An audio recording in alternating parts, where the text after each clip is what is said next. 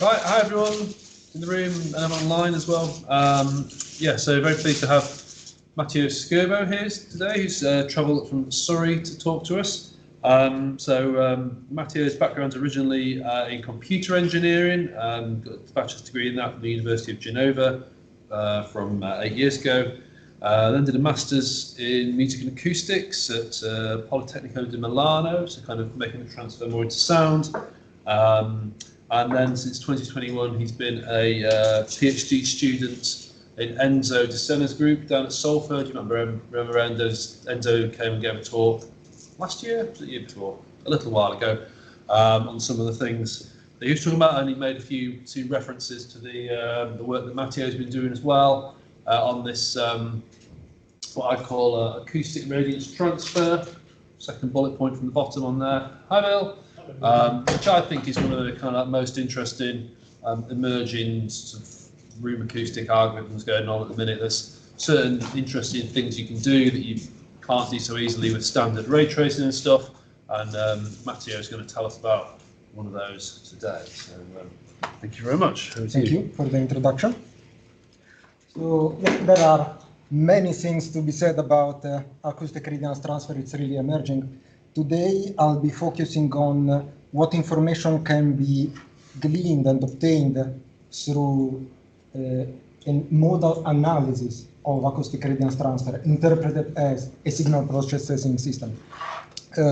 For this presentation today, I'll start with some background on signal processing systems, in case not everyone is familiar, specifically with the state space representation of systems and its diagonalization, which is the modal analysis of signal processing systems, because those are the basis really of everything I'll do afterwards.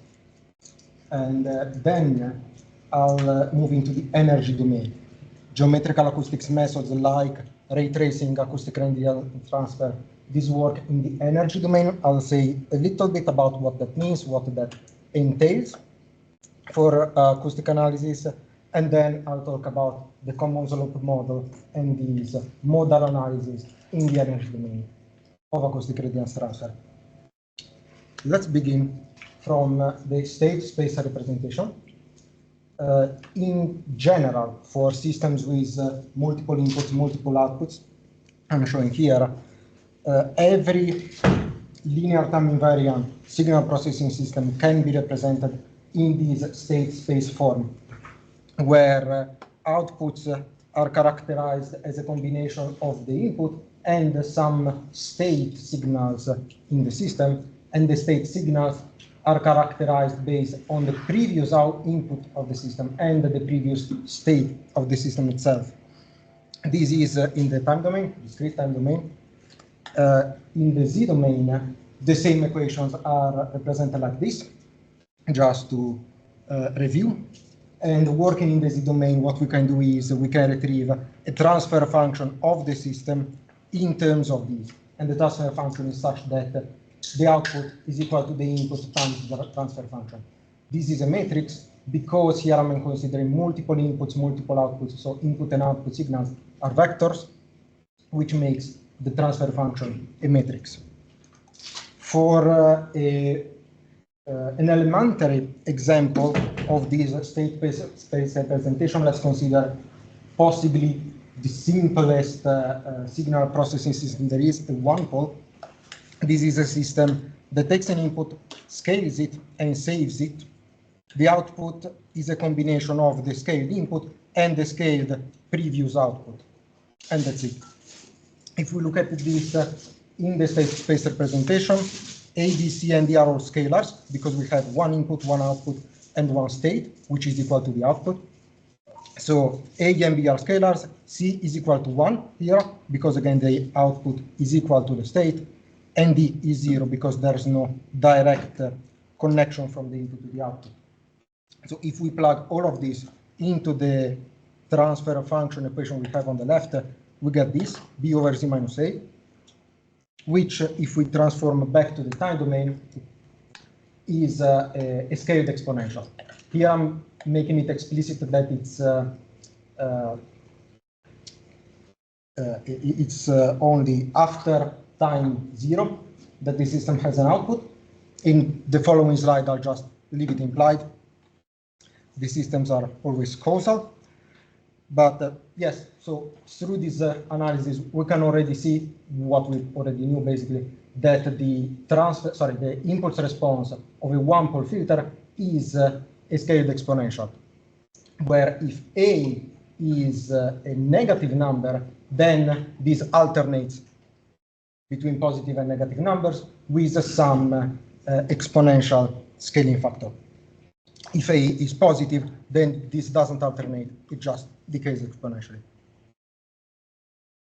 About modal analysis of systems, this is called also the state space diagonalization, because what it consists of is starting from this state space representation, taking the state transition matrix A and performing an eigenvalue decomposition up here, which is a diagonalization of the matrix. So finding this matrix lambda, which is diagonal, and substituting that into the state space form. Shuffling things around a bit more, we can take the diagonalizing matrices V and the inverse out of the loop, and then with this loop in the middle here.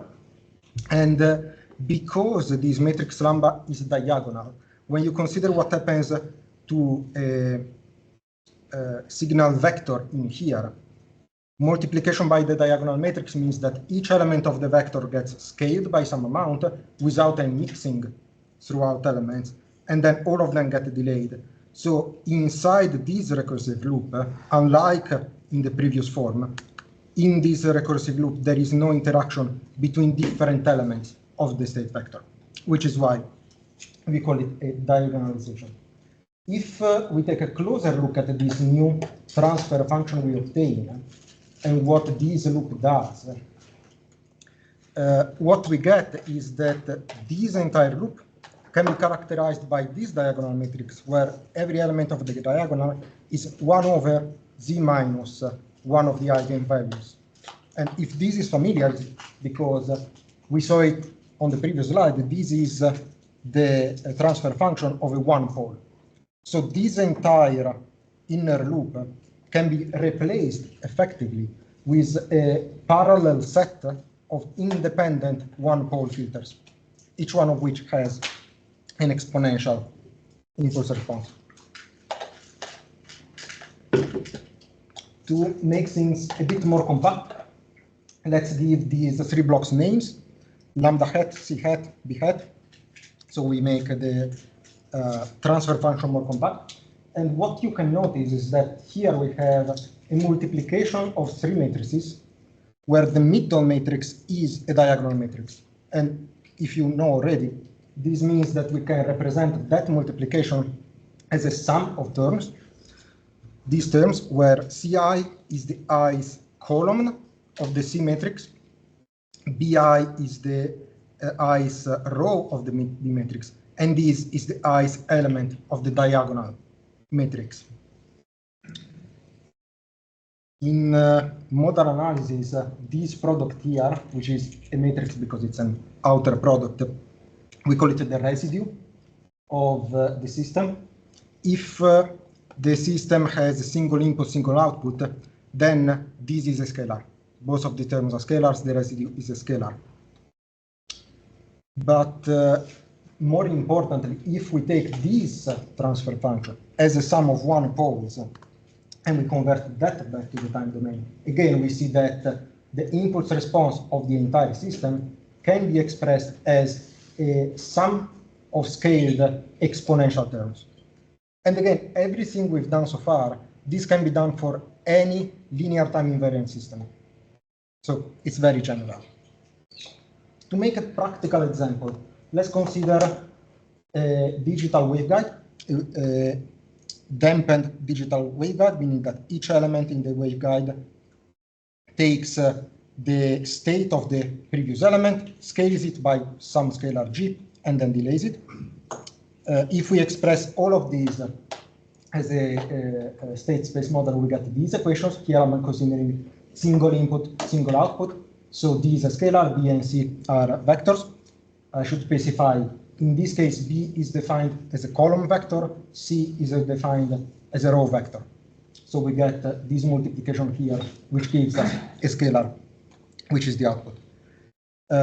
Because this is a digital waveguide, what these vectors B and C do is they govern, I should specify, in looking at these as a state space model, what I'm doing is I'm saying that the state vector is the content of each element in the digital waveguide, starting from the top left, let's say, and going all the way around. So what these vectors B and C do is they characterize how the input affects each point in space of this digital waveguide, which could be interpreted as an ideal string, an ideal acoustic tube, or whatever. And C characterizes how these points in space affect the value of the output signal. What about the state transition matrix? Because every element in the state vector only depends on the previous element in the state vector, the state transition matrix is just a circulant matrix like this.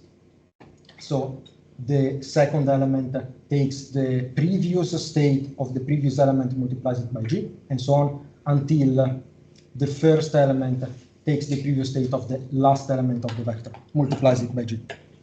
If we take an eigenvalue decomposition of this matrix, the eigenvalues are the roots of unity times this constant G, which makes sense because we are looking at the digital waveguide. Again, we can interpret it as modeling an ideal string. We know that the resonances of an ideal string are its standing waves, and the frequency of those standing waves are fundamentals of the frequency, which is why in the Z domain we get these roots of unity. And this G in front of the roots of unity means that over time, the amplitude of this resonance mode decays exponentially. What about the eigenvectors? What do those say? If we look at what they do here in the decomposition, what these matrices V and the inverse do is they take, for example, here the output of B, which again is the effect of one input on each of the states of the points in space, and converts that to what the input, the effect that the input has on each of the resonance modes. And V does the opposite, takes these resonance modes and converts those to the effect of those modes on each point in space. So what we should expect to see in these matrices V and the inverse is the shapes in space of the standing waves. And that's indeed what we see. If you want to do some homework, you can check that the eigenvectors of this matrix are indeed sinusoidal shapes. But to make a broader example, still a digital waveguide, you might know that the finite difference time domain method is equivalent to a waveguide. So we can apply all of the same concepts. And if we model a room, for example, with the FDTD method, and we perform this modal analysis, the eigenvalues of the system should give us the eigenmodes of the room, so the room modes. And the eigenvectors should give us, again, the shapes of the standing waves in the room. And that's indeed what happens. You can read more about that in this paper by Botz and Savioia. For this figure, they considered just a shoebox room with ideally rigid boundaries. So there is no decay, and that's why all of the eigenvalues have unit modulus, because again, no exponential decay, it's just sinusoids, the modes in time. Before I move to the energy domain, any questions about what I've said so far? Excellent. Then let's move to the energy domain. As I mentioned briefly at the start, when we look at the geometrical acoustics model, so image source method, ray tracing, acoustic radiance transfer, and many more, all of these models model energy responses, also known as echograms. And the energy response is, in practice, the square of a room impulse response. So it's non-negative. And physically speaking, it can be interpreted with some, with a pinch of salt. The energy response can be interpreted as the sound intensity in the room, so the product of pressure and velocity under far field assumption. So assuming that they're in locked phase. Doing this, all of these geometric acoustics model discard the phase information of pressure and velocity. They only take the amplitude of the sound intensity at every point in space, and therefore in the energy response. Because they're discarding all of this phase information, they can't model phenomena like room modes, edge diffraction, things like that, near field phenomena. But what this means for the modal analysis, we'll look at later. Speaking of echograms, the works we've been doing recently has been focused on coupled room environments and other environments where energy decay is not a single exponential, it has multiple slopes. And in particular, the common slope model, which has been introduced recently, models energy responses, echograms, as sums of exponential terms, which are these slopes in the echogram. That's familiar, but we'll see. The main points of the common slope model are that the exponential decay rates of these slopes are independent of source and listener positions. Whereas if we look at echograms at different configurations of source and listeners in the same environment, we see that all of the slopes appear different, different levels, different rates. Actually, the caveat is that, not the caveat, what is found in the common slope model analysis is that the decay rates are fixed for the environment. Once we know the environment, we know the energy decay rates. It's only the scaling, the relative scaling of each of these slopes, which depends on the positions of sources and listeners.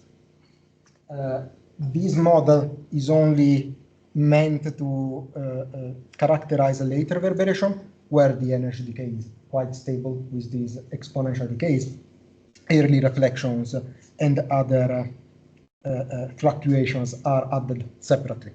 So originally, this model was only used to model later reverberation. Now, this form with the sum of exponentials looks familiar because it looks like what we saw before, the modal analysis of a system or of a room impulse response. So immediately we might think, is there anything in common between these analyses, the energy domain, and the analysis in what was before the pressure domain? So for a room impulse response, is there anything in common? And if not, what differentiates them? And then, because this common slope model was restricted just to these monotone exponential decays, can we generalize this model using complex poles, complex residues, as we had before, to model more phenomena, more behaviors of the energy response?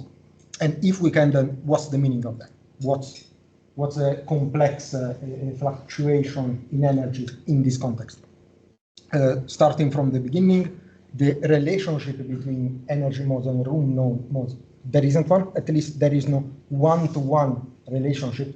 For example, let's consider if we were to analyze a room impulse response and find a mode with a pole equal to 1, an eigenvalue equal to 1, that means there is no decay, no fluctuation, it's just constant. In a room impulse response, that means basically ambient pressure. The entire room impulse response is shifted by something. That's something we would usually remove from the room impulse response. We really don't care for our realization, at least. Whereas if we were to analyze an energy response and we found such constant term, that's just a constant presence of energy. That's a noise floor. That's something that's very relevant for the reverberation. So clearly the modes in one case or the other have very different connotations. Moreover, if we think about the comparison we're making, because the energy response we saw is defined as the square of the impulse response, by comparing this sum to that other sum, effectively we're comparing a sum of squares with the square of a sum. That's not an identical comparison. There might be some, if there is a strong energy fluctuation in the room impulse response, that might manifest as energy fluctuations, but there is no one-to-one correspondence between modes here and there. About the rest, if we want to generalize this model to allow any kind of eigenvalue, including complex ones, for starters, what we see is that having larger eigenvalues means slower exponential decay. So in the energy decay, we have shallower slopes. If we have smaller absolute values of the eigenvalues, those are steeper slopes, which are more relevant in the early part, but then become negligible under the shallower slopes.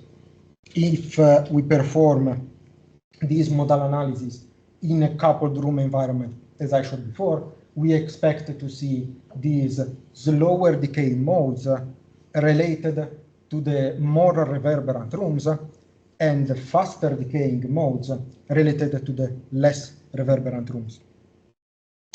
What about the complexity of these eigenvalues?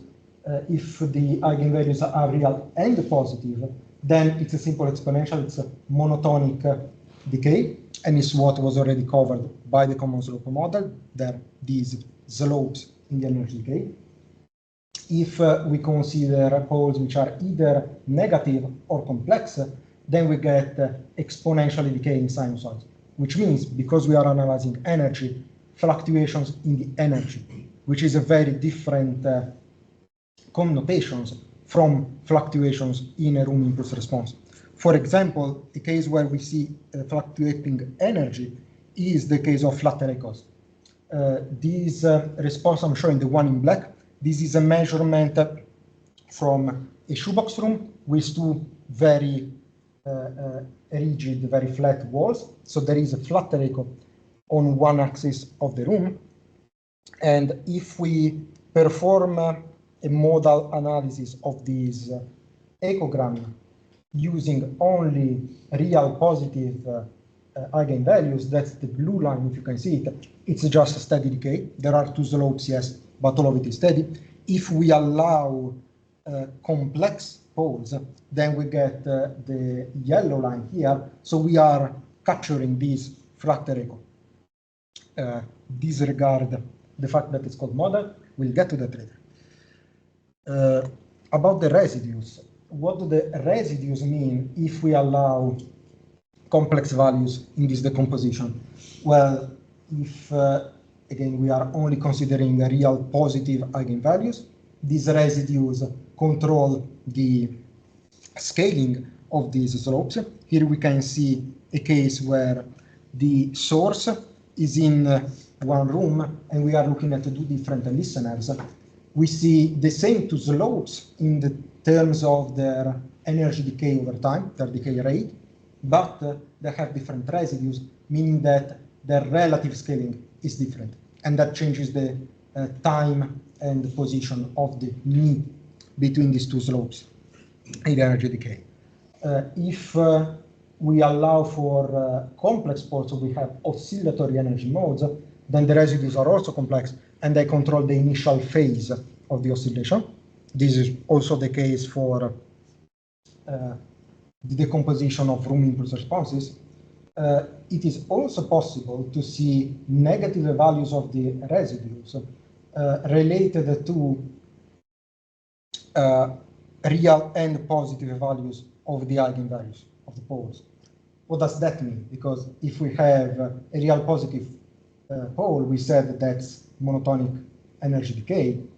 if that's scaled with a negative value, what's the meaning of a negative energy contribution? Because again, we're talking about energy. The full decomposition is always non-negative. For example, one case where we see these negative residues of monotonic slopes is in the case of fade in. If we have the sound source and the listener, sorry, the sound source singular and the listener in different rooms, what we see is that the late reverberation starts with this fade in, it rolls in.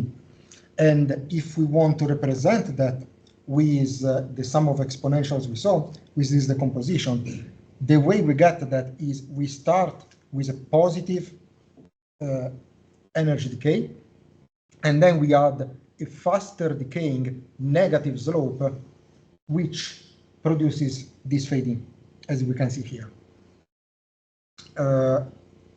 As I mentioned earlier, the poles in all of these analyses are just characteristic of the environment. They don't depend on the source and listener positions, but the residues do. What I'm showing here is values of residues. Let's start with the plot on the left. We are looking at one specific mode, one slope in this decomposition. We have fixed the position of the source in the leftmost room. We are examining the value of the residue for many different positions of the listener throughout the space. And we see that we get larger positive values in the same room, smaller positive values in the adjacent room, and the negative values in the distant room, which models, as we saw here, this fade in. The other two plots are two other modes for the same source with the same setup of moving the listener.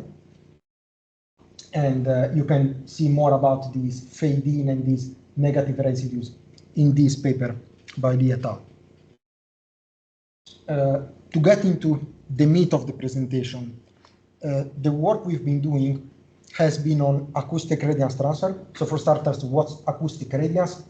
It's interpreted as the energy carried by an acoustic ray. All geometrical acoustics methods are based on the idea of sound propagating as rays rather than waves. This is an idea inspired by optics and radiometric physics.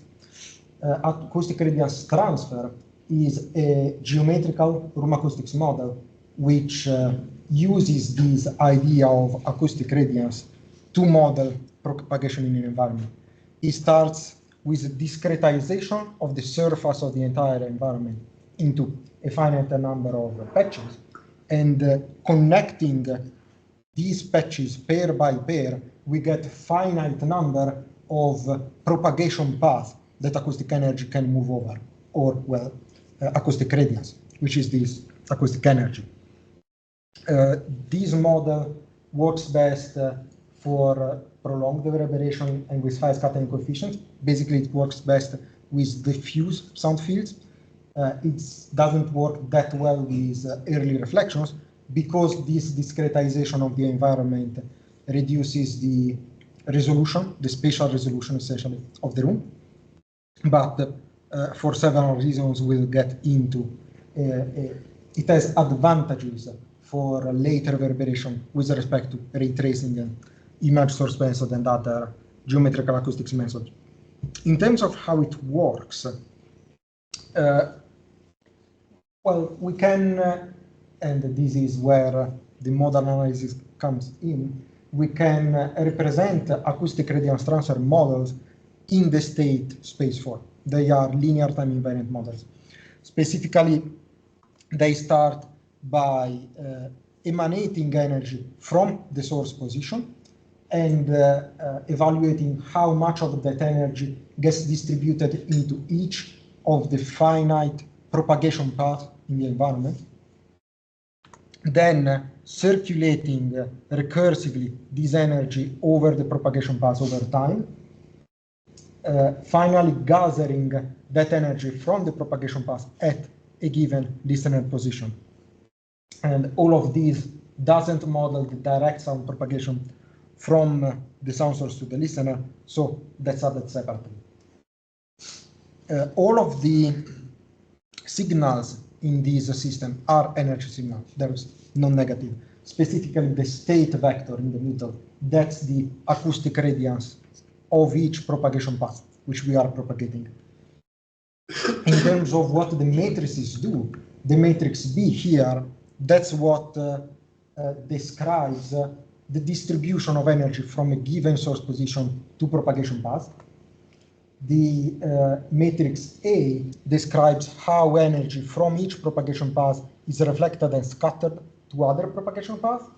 The matrix here, PA of Z, that's just a diagonal matrix of digital delays. So that's just the propagation delay of energy traversing each path. And the matrix C describes how the energy on each of these propagation paths is detected by the given listener position.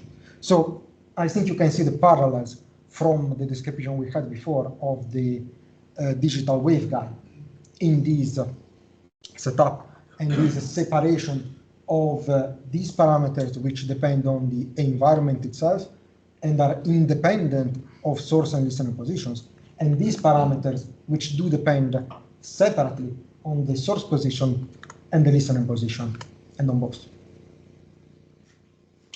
So in the original proposition of the common slope model, which I described earlier, the common slope parameters, poles and residues, were evaluated by gathering a large number of room impulse response measurements for different sound source and listener positions throughout the environment, transforming them into energy responses and running an analysis of those. What we can do is, if we run a diagonalization of the acoustic radiance transfer model, we can find those same parameters directly from the description of the scene, the description of the surface, the material, the sound source and listener positions, without having to run a large number of either measurements or simulations beforehand. Moreover, because in acoustic radiance transfer we have this separation of parameters which depend on the source or the listener or only in the environment, we can perform the analysis quite efficiently. In fact, if we consider an interactive application where sound sources and listeners may move, but the environment is predetermined, then we can compute the poles, the eigenvalues of A in advance, as well as the eigenvectors. And then at the runtime, only compute the residues, because we only need to recompute the matrices B, C, and D based on the updated sound source and listener position. More specifically, if we think back to the characterization we saw before with these three blocks, and how the residues, each residue is actually an outer product of two vectors, what we see is that in these two vectors, B and C independently characterize or rather govern the effect of individual sources and individual listeners. In the vector BI, each element is related to one and only one sound source and no listeners, and each element of the vector CI is related to one individual listener and independent of the source. So again, in terms of computations, what we can do is that at runtime, having the updated sound source and listener positions, we can run one order of ray tracing from each sound source to evaluate the energy contributions from that position to every propagation path. That gives us the matrix B, and we can find these vectors. We can run one order of ray tracing from each listener, find the matrix C, and that gives us the vector. And if any one source or listener moves in a multiple source, multiple listener scenario, we only need to update the parameters of that individual interactive agent. Whereas in ray tracing, not only would we have to recompute the entire simulation for many reflection orders, if one agent moves in a multiple source, multiple listener scenario, then we need to recompute the entire ray tracing simulation for all of them. These are some results we obtained with this modal analysis of modal decomposition of acoustic radiance transfer. This is again a coupled room scenario with 3 rooms. We considered 3 positions of the sound source and here 7 listener positions. Here in the plots at the top, each of these 3 plots is related to one of the sound source positions and shows all of the listener positions. These are not energy responses, these are energy decay curves. So they are curves obtained through backwards integration of the energy response. And that way, this is done because the initial value of each of these curves is the overall energy of the energy response for that configuration of sound source and listener. So we can not only look at how energy decays over time, but also just the overall energy of reverberation for each configuration. For example, if for this plot on the left, where the sound source is in the most reverberant room, we can see that the energy decay is similar for all listener positions. But as the listener moves away from that most reverberant room, the overall level of that energy goes down. So again, this is always the same pole, the same eigenvalue. The residue is changing because the listener is changing position. For the sources in the other positions, we also see other slopes, other eigenvalues. And because there is no flat echo or anything like that, here we only see monotonic exponential decay. The early reflections are again added separately, but we can also see from one plot to the next how the residues change if the source changes position, but the listener stays in the same position. For example, the last line with the triangles in each plot is related to the listener in this third room. And we can see that if the source in the first room or the second or the third, we see different slopes with different levels. We can also produce the same maps as we saw before for the original common slope method, and we get similar values of the residues. The difference is, whereas in the previous maps we saw they were evaluated by taking a very large number of impulse responses and analyzing them, these plots are obtained quite efficiently, much faster, by running these separate analyses of environment parameters, source parameters, listener parameters.